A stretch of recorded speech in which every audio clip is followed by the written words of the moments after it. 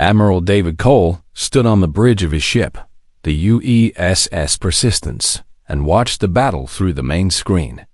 Two alien fleets were fighting each other in the darkness of space. Bright flashes of light filled the void as ships exploded. Thousands of beings were dying right in front of his eyes, and he could do nothing. His crew of 3,000 men and women stood at their stations. They watched the same battle. They felt the same frustration.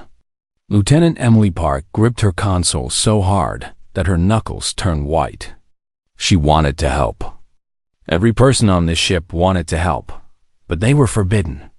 300 years ago, humanity had discovered they were not alone in the universe.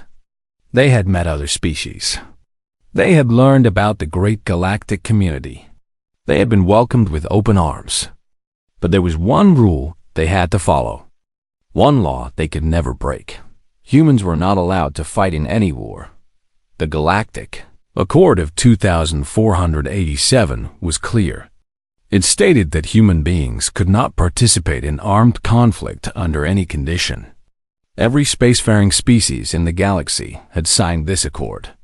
Every species had agreed to enforce it. If humanity broke this law, they would face total isolation. No trade, no communication, no contact with any other civilization. David had been admiral for 20 years. He had watched dozens of wars from the sidelines. He had seen entire species wiped out while his ship sat in the darkness, doing nothing. It aided him every single day. "Sir," Emily said quietly, "the Veltari are losing." David watched the screen. The Veltari Empire was one of the oldest civilizations in the galaxy. They had been humanity's first friends among the stars. Now their ships were burning. Their soldiers were dying, and the Dominion fleet was pushing forward, destroying everything in its path. "I know," David replied. His voice was heavy with sadness. "We could help them. Our ships are faster. Our weapons are just as good. We have 3,000 people ready to fight. And if we fight, we lose everything." David turned to face his lieutenant. Every human colony would be cut off. Billions of people would starve. We would be alone in the galaxy. Emily looked away. She knew he was right. But knowing it did not make it easier. In the diplomatic quarters of the station, Ambassador Kevin Wright was having the same conversation he had been having for 30 years. He sat across from a Veltari official named Lord Victor. The alien's face was covered in scales, and his eyes were the color of amber. "Please," Kevin said, "just tell me why. Why are humans forbidden from war? What did we do wrong?" Lord Victor shook his head slowly. "You have done nothing wrong, Ambassador. The Accord exists for the galaxy's protection." "Protection from what?" "We have been peaceful for 3 centuries. We trade with everyone. We help with disaster relief. We send doctors to plague worlds. What threat do we pose?" The Voltari was silent for a long moment. Then he spoke in a voice so quiet that Kevin had to lean forward to hear him. "You do not understand what you are. Human. And we pray that you never have to learn." Kevin felt a chill run down his spine. It was the same answer he always received. No one would explain. No one would tell the truth. They just looked at humans with something strange in their eyes. It was not hatred. It was not disgust. It was fear. Captain Rachel Kim commanded the diplomatic vessel Olive Branch. Her job was to travel between worlds and build relationships. She was good at it. She spoke 12 alien languages. She understood 100 different cultures. But she could not understand why everyone was so afraid of her people. On the planet Morath Prime, she met with an elder named Voss. The Morath were ancient beings. They had been traveling the stars when humanity was still living in caves. Voss was over 800 years old. His body was thin and covered in wrinkled gray skin. His eyes had seen more than any human could imagine. "You must have records," Rachel said. "Your people remember everything. Why was the Accord created?" What happened in the past that made everyone fear us? Voss looked at her for a long time. His ancient eyes seemed to look right through her, as if he was seeing something she could not see. There are some things, he said slowly, that should remain forgotten. But why? How can we prove we are peaceful if no one tells us what we did wrong? You did nothing wrong, child. Voss reached out and touched her hand with his cold fingers. That is what makes it so terrifying. You simply did what your nature demanded. And the galaxy has never recovered. Rachel returned to her ship that night with more questions than answers. She wrote a report to Earth Command. In it, she said something that no one believed. The aliens are not keeping us from war because they think we are weak. They are keeping us from war because they think we are too strong. They look at us with fear in their eyes. Real fear. Like we are monsters wearing the faces of friends. Our report was filed away and forgotten. Back on the Persistence, Admiral David Cole received news that the battle was over. The Voltari had retreated. They had lost 40 ships and over 10,000 soldiers. The Dominion had won again. There will be peace talks now, Emily said bitterly. The Voltari will give up some territory. The Dominion will accept. And in a few years, they will fight again. David nodded. This was how war worked in the galaxy. There were rules. There were limits. No one ever fought to the finish. No one ever pushed until the enemy was completely destroyed. Wars ended in treaties. Wars ended in compromise. He wondered sometimes what would happen if humans were allowed to fight. Would they follow the same rules? Would they accept the same limits? Something deep inside him whispered that they would not. That night, David stood alone in his quarters and looked out at the stars. Somewhere out there, aliens were dying in a war that meant nothing.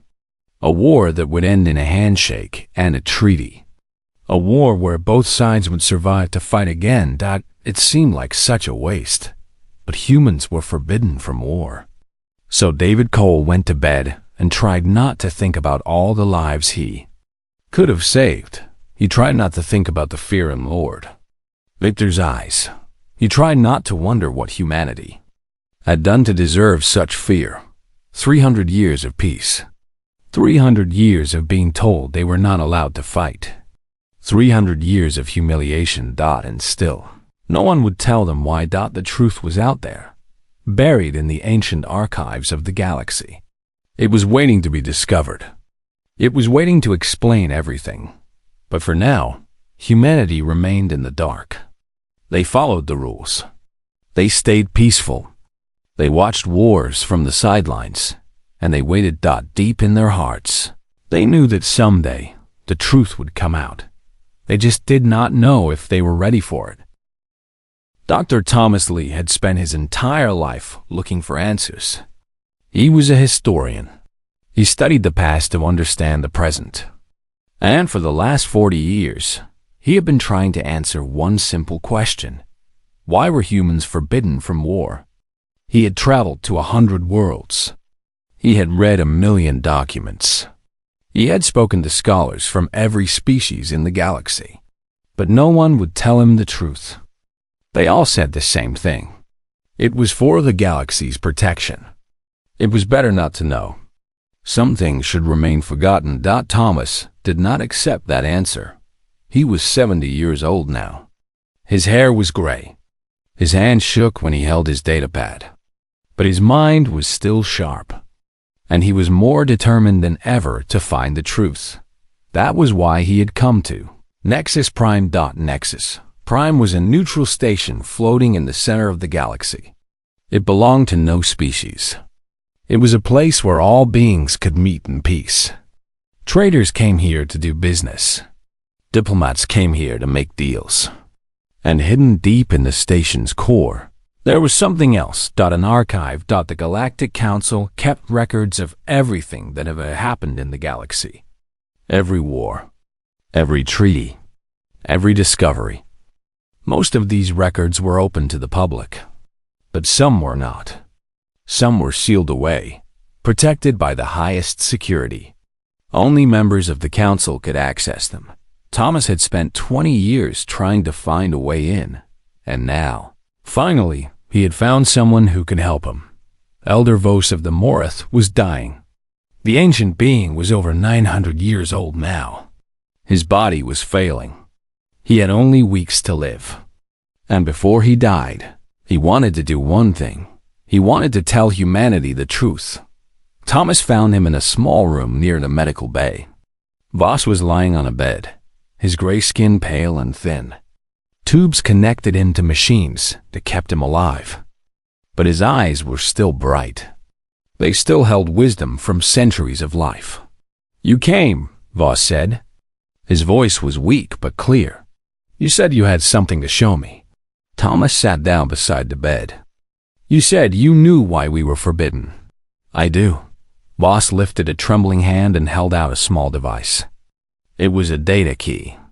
"This will give you access to the restricted archive. Section Omega, the records of the First Great War." Thomas took the key with shaking hands. "Why are you doing this? Your people have kept this secret for thousands of years." Vos closed his eyes.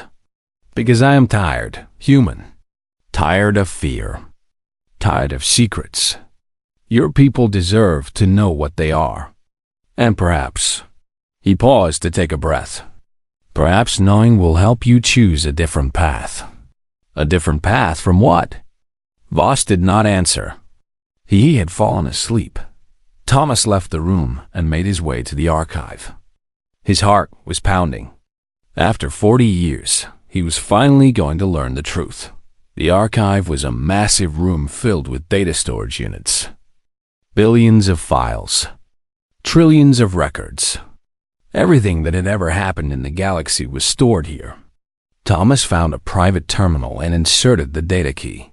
The screen lit up. A warning appeared. Section Omega. Restricted access. Contents may cause psychological distress. Do you wish to continue? Thomas pressed yes. The first file was a summary. It described a war that had happened 12,000 years ago. A war against a species called the Predecessors. Thomas had heard the name before. The Predecessors were mentioned in legends.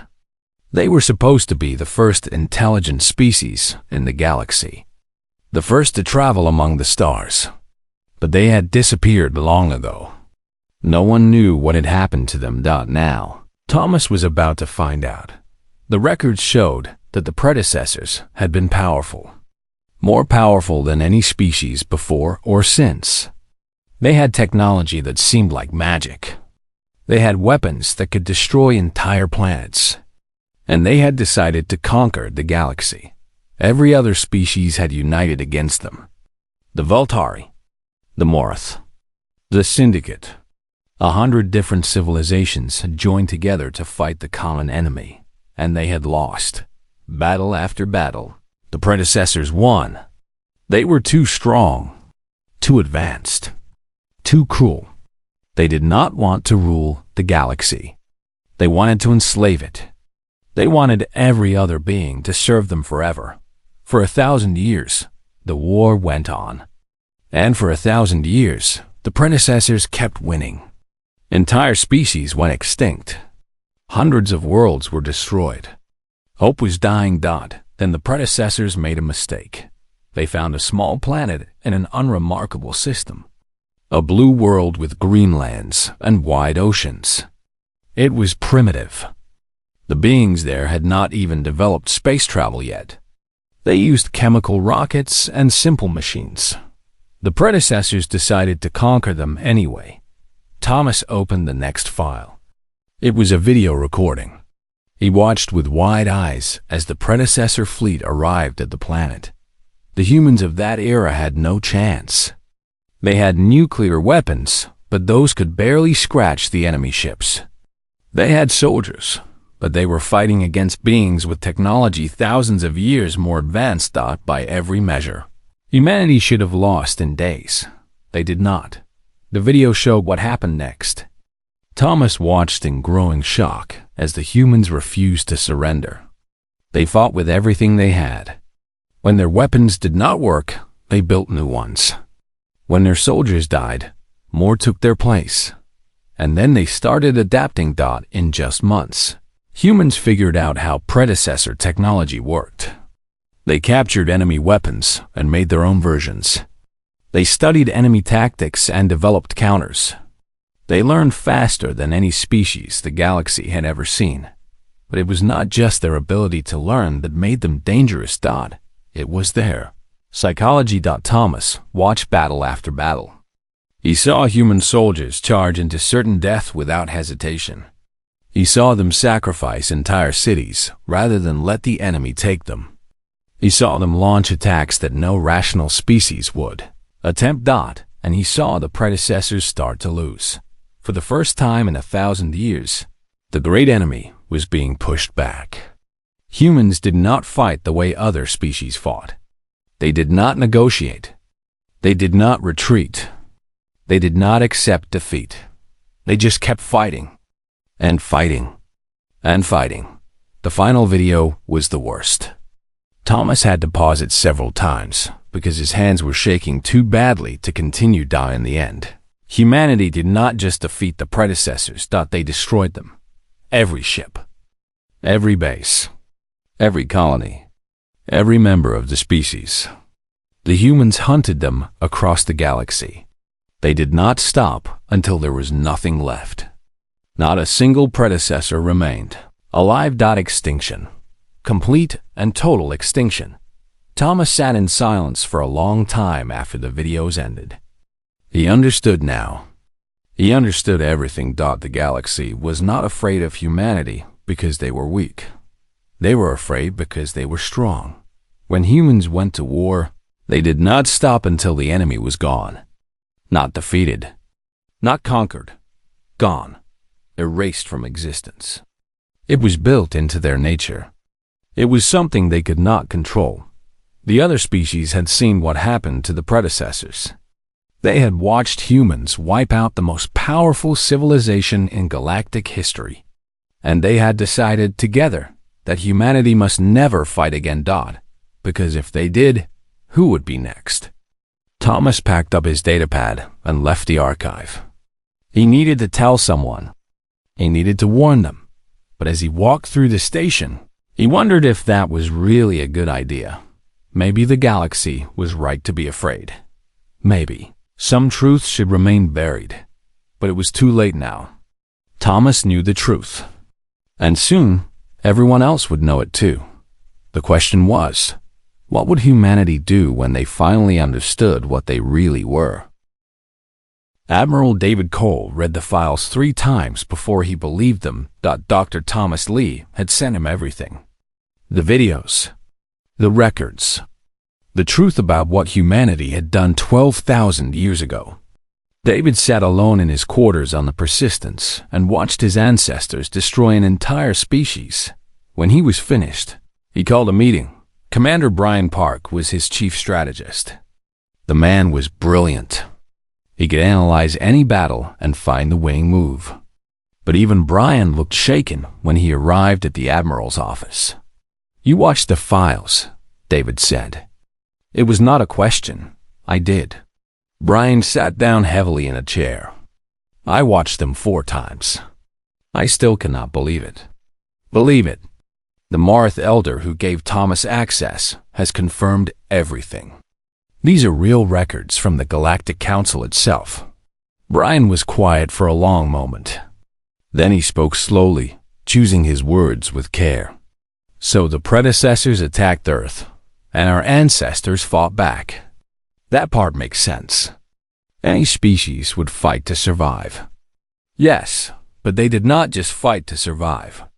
Brian pulled up the data on his tablet. They fought until every single predecessor was dead.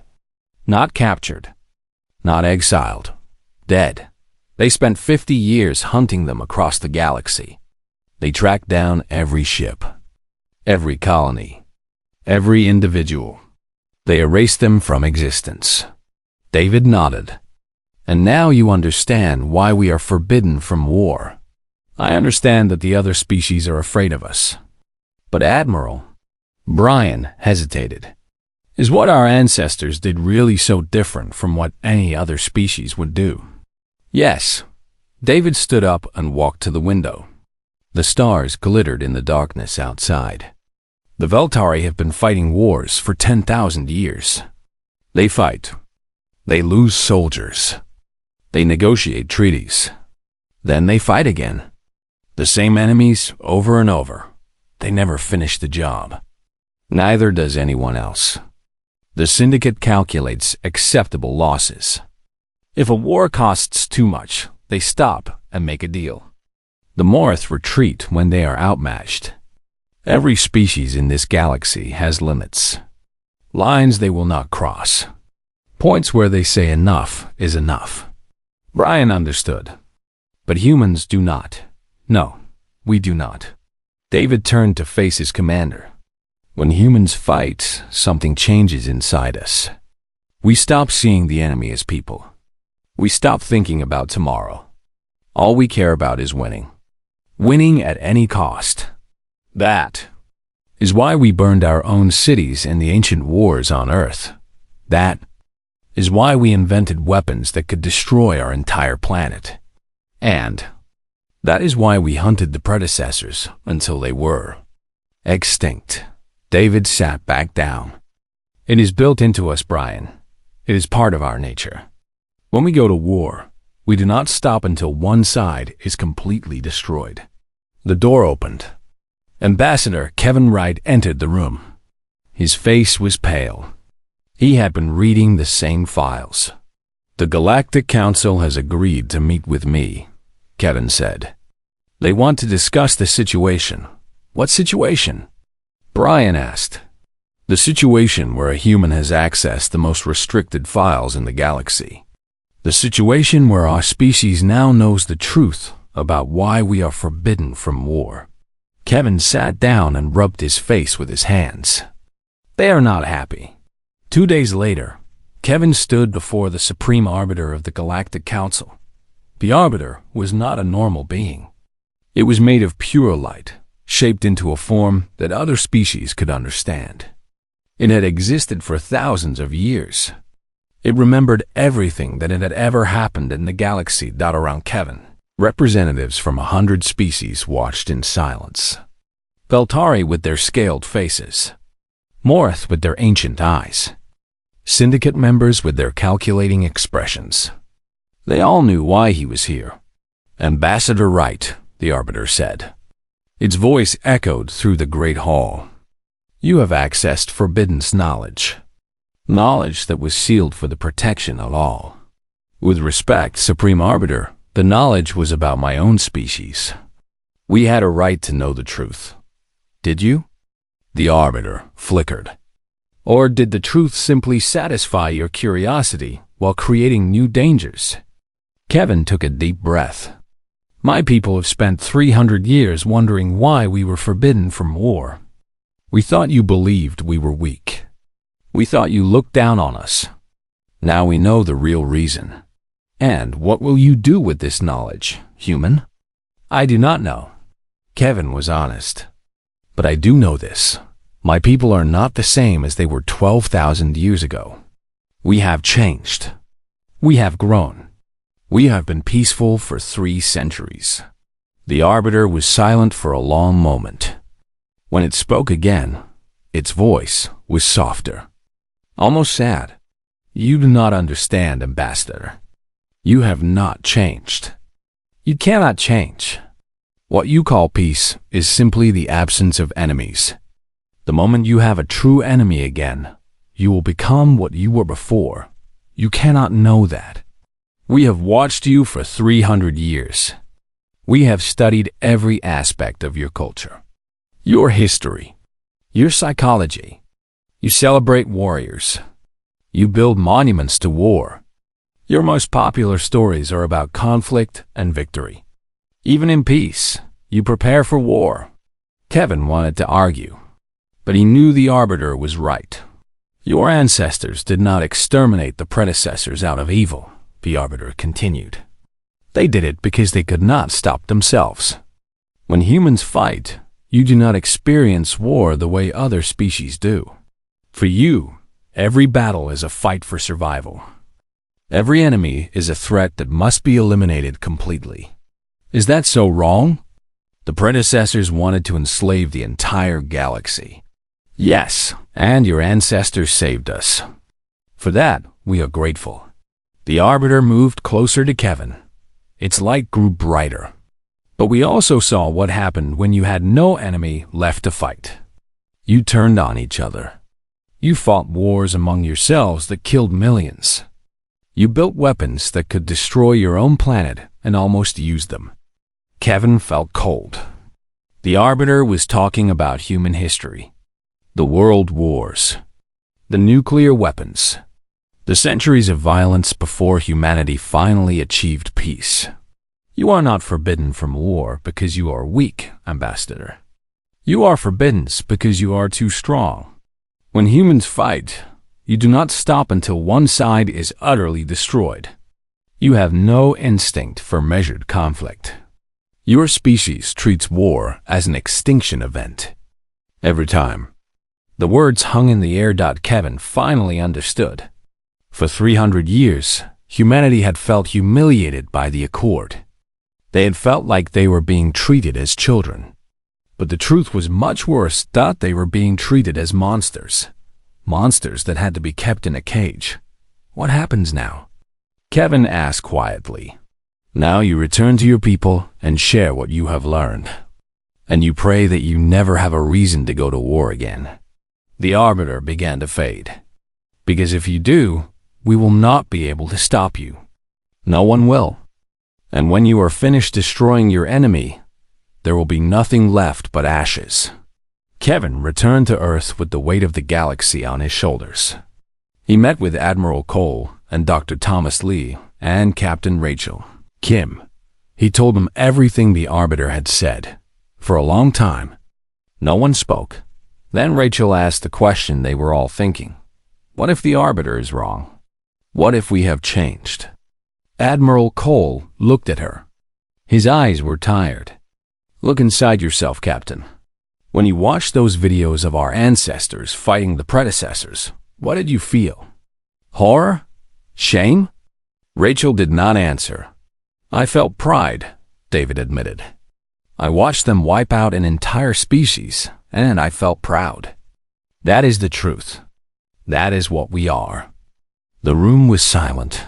300 years of peace. 300 years of following the rules. And underneath it all, humanity was still the same species that had destroyed the predecessors. They were still monsters. They just had not had a reason to show it yet. The Dominion came from the dark spaces between the stars. No one knew where they originated. No one knew how they had remained hidden for so long. But when they arrived, they came with a hunger that could not be satisfied. They were a hive mind. Millions of bodies controlled by a single consciousness. They did not negotiate. They did not make treaties. They simply consumed. Every world they touched was absorbed into the collective. Every being they captured became part of them. Admiral David Cole watched the reports come in from across the galaxy. The Veltari Empire had been the first to fall. Their great fleets had fought bravely, but the Dominion adapted too quickly. Every tactic the Veltari tried was countered within hours. Their ships were destroyed one by one. The Syndicate was next. They had tried to negotiate. They had offered resources, territory, anything the Dominion wanted. But the Dominion did not want to make deals. They wanted to absorb everything. Now the Morath were making their last stand. 12 civilizations gone, Lieutenant Emily Park said quietly. She was standing beside David on the bridge of the Persistence. Billions of people absorbed into the hive. And we can do nothing. David's voice was bitter. The Accord still holds. We are still forbidden. The Accord was meant to protect the galaxy. The galaxy is dying. David knew she was right. But what could he do? If he ordered his ships to fight, humanity would face total isolation. Every colony would be cut off. Billions of humans would suffer. And yet if he did nothing, the entire galaxy would be consumed. Captain Rachel Kim made the decision for him. She commanded the Olive Branch, a diplomatic vessel with minimal weapons. When the Morath sent out their desperate call for help, she answered. She broke orbit without orders. She jumped her ship directly into the war zone. David received her transmission 3 hours later. Admiral, this is Captain Kim. I am evacuating refugees from the Morath homeworld. The Dominion fleet is closing in. I have 40,000 civilians on board, including children. I am not going to leave them to die. David slammed his fist on the console.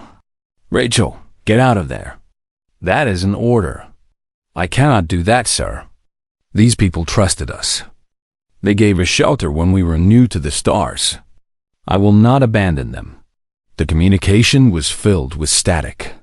In the background, David could hear alarms. The Dominion was already attacking. I need you to do something for me, Admiral, Rachel said. Her voice was calm, steady. I need you to tell Earth what happened here. I need you to show them that humans are more than what those old records say. We are not just destroyers. We can also be protectors. Rachel, please. It has been an honor serving with you, sir. Kim out. The transmission ended. David stood frozen at his console. Around him, his crew was silent. They all knew what was happening. They all knew that Rachel Kim was going to die. 2 days later, her final transmission reached every world in the galaxy.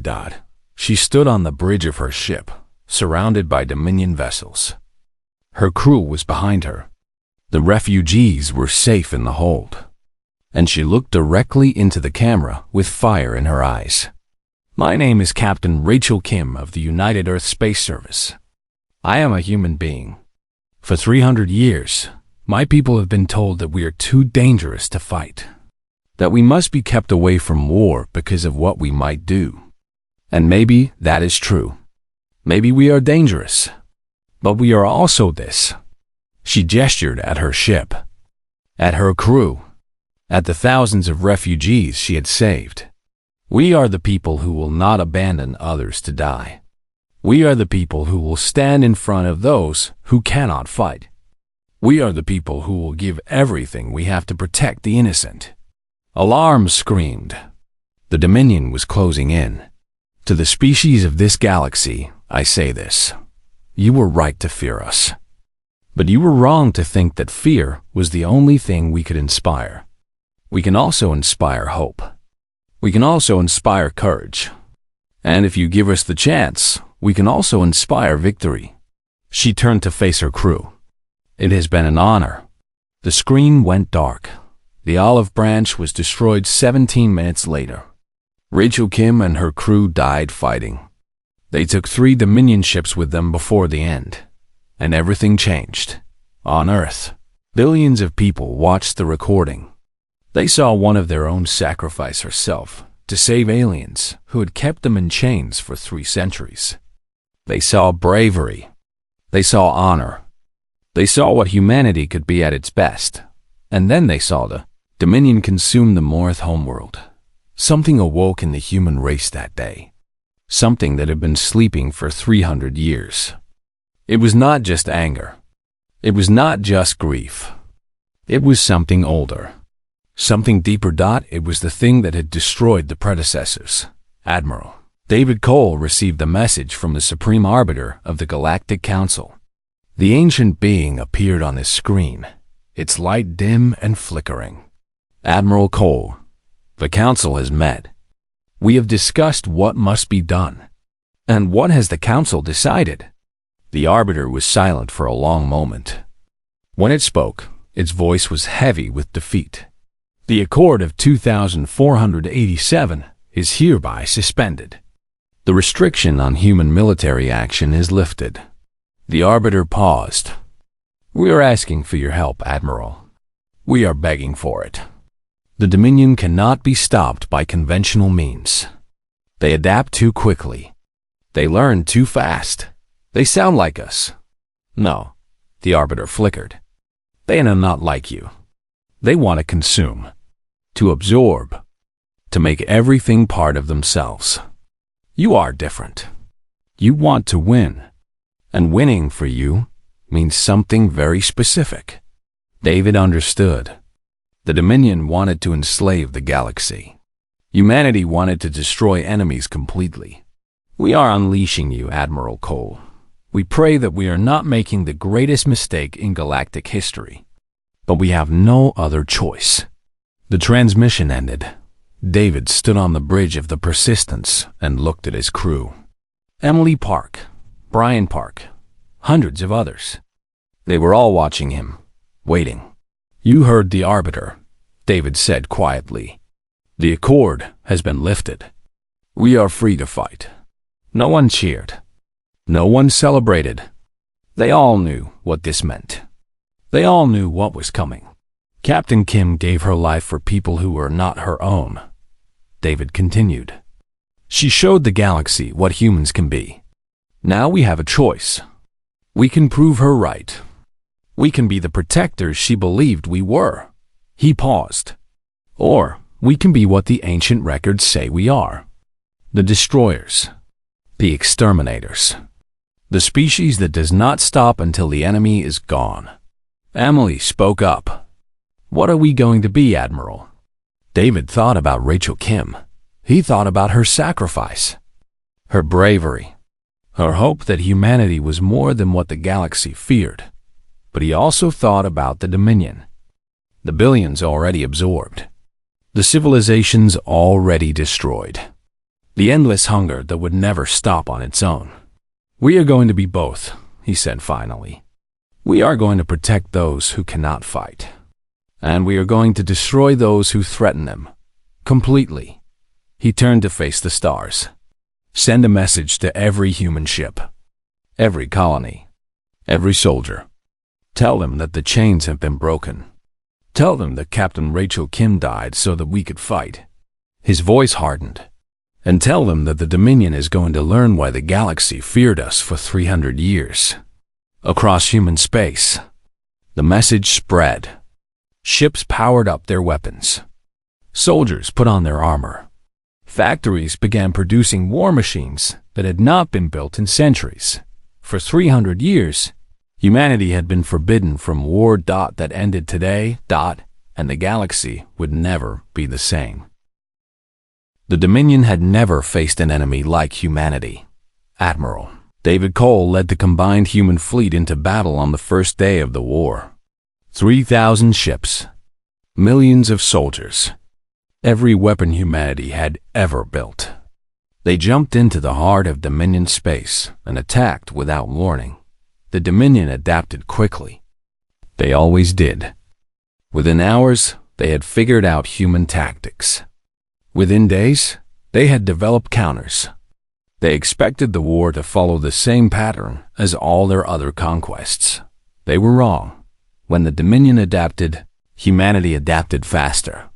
When the Dominion developed counters, humanity invented new weapons. When the Dominion thought they had won a battle, human soldiers kept fighting from the wreckage of their ships.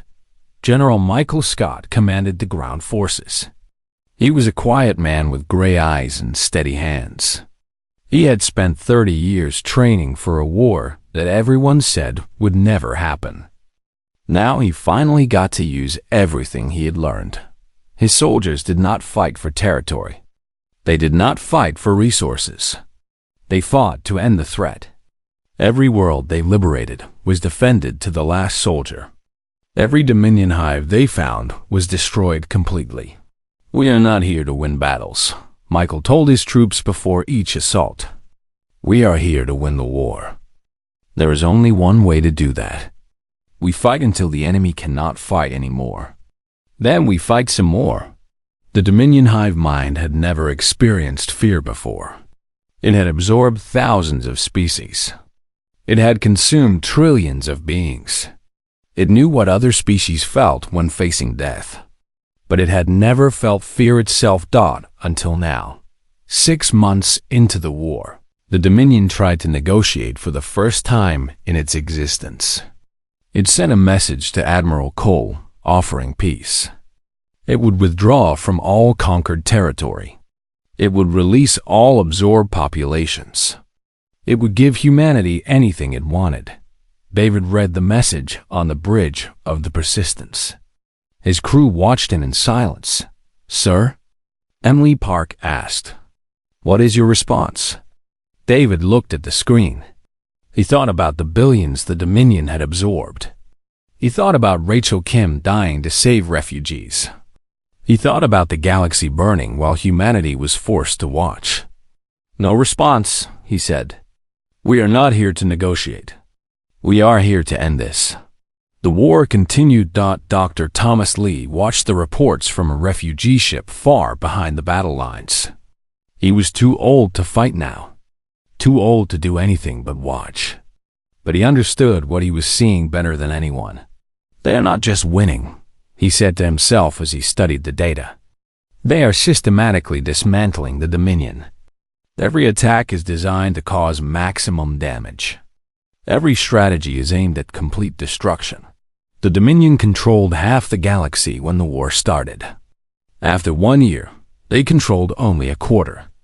After 2 years, they controlled a single region. After 3 years, they were trapped in a handful of systems. And the humans kept coming. Brian Park had become one of the greatest strategists in human history. He could predict Dominion movements before they happened. He could find weaknesses in their defenses that no one else could see. And he never hesitated to sacrifice soldiers for victory. "How many did we lose today?" David asked after another battle. 40,000, Brian replied. His voice was flat, emotionless. "We took out 2 of their breeding worlds in exchange. 40,000 humans dead. 2 worlds destroyed. It was a good trade by the cold mathematics of war." But David felt every death like a wound in his heart. This was what the galaxy had feared. This was why humanity had been forbidden from fighting. They did not fight like other species. They did not count acceptable losses. They just kept pushing forward, spending lives like currency, until the enemy was gone. In the 5th year of the war, humanity found the Dominion homeworld. It was a massive planet covered in organic structures. Billions of Dominion creatures lived there. The central hive mind was located deep underground, protected by layers of defenses that would take months to breach. Admiral Cole brought every ship humanity had left. 3/4 of the fleet had been destroyed over 5 years of war. Millions of soldiers were dead. Entire colonies had sacrificed themselves to slow the Dominion advance, but humanity had won. The Dominion was trapped. They had nowhere left to run. "Sir," Emily Park stood beside David on the bridge. She looked older now. They all did. "The Dominion is sending another message. They want to surrender. They will give us everything. They just want to survive." David thought about that offer for a long time. The Dominion would stop fighting. The war would end. Humanity could rebuild. The galaxy could heal. But the Dominion would still exist. They would still be out there. And someday, maybe in 100 years or 1,000, they would come back. They would start consuming again. And the next war would be even worse. "Do you know what the predecessors said before we destroyed them?" David asked. Emily shook her head. "They said the same thing. They offered to surrender. They offered to give us everything. They just wanted to survive." David's eyes were hard, cold. "Our ancestors said no. And because they said no, the galaxy was free for 12,000 years. He turned to the crew. Launch all weapons. Target the central hive. End this." The battle lasted 17 hours. The Dominion fought with everything they had. They knew they were going to die. They knew there would be no mercy. And they were right. When the last Dominion ship was destroyed and the last hive was burned to ash, Admiral David Cole stood on the bridge of the Persistence and felt nothing but emptiness. Around him, his crew was silent. There was no celebration, no cheering, Just exhaustion. They had won. The Dominion was gone. Not defeated. Not surrendered. Gone. Erased from the galaxy forever. Just like the predecessors. The Galactic Council summoned humanity to Nexus Prime. The Supreme Arbiter was waiting for them. Its light was dim. Its voice was heavy. "You have saved us," the Arbiter said. "Again. 12,000 years ago, your ancestors destroyed the predecessors. Now you have destroyed the Dominion. The galaxy owes you a debt that can never be repaid." Ambassador Kevin Wright stood before the council. He was old now. His hair was white. His hands trembled. But his voice was strong. "We did what needed to be done. What no other species could do." "Yes," the Arbiter flickered. "We watched you fight. We saw your soldiers die without retreating. We saw your commanders sacrifice thousands to win single battles. We saw you refuse every offer of surrender, every chance for peace."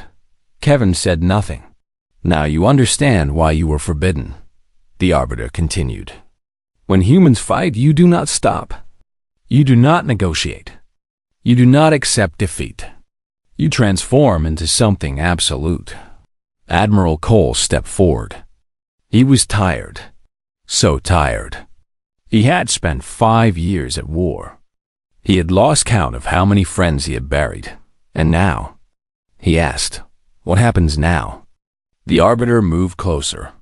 Its light touched David's face.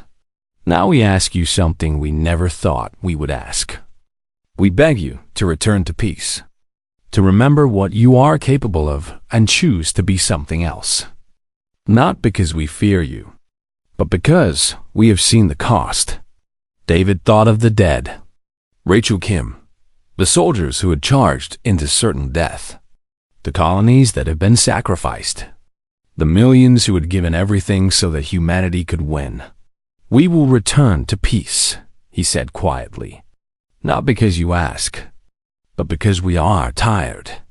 We are tired of death, tired of destruction, tired of being what we are." He looked at the alien leaders gathered around him. Beings who had feared humanity for thousands of years.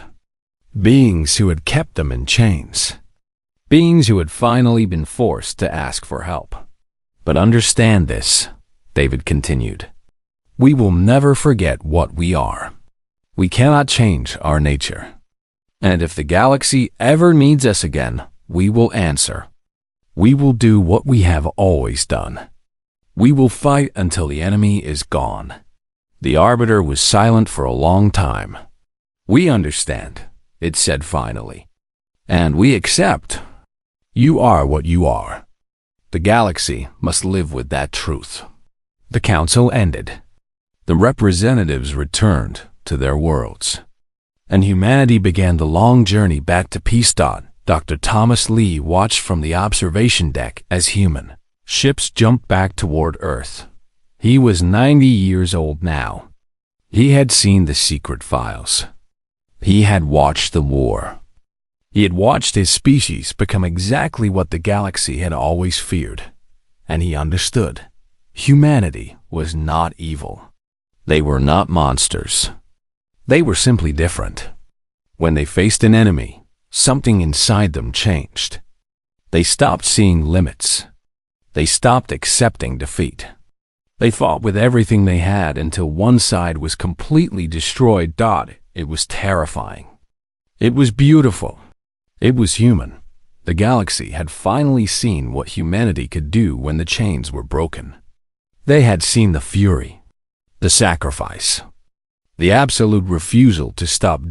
And at last, after 12,000 years of secrets and fear and forbidden truths, everyone comprehended everything. Humanity was dangerous. Humanity was unstoppable. Humanity was the species that would burn itself to ash before accepting defeat.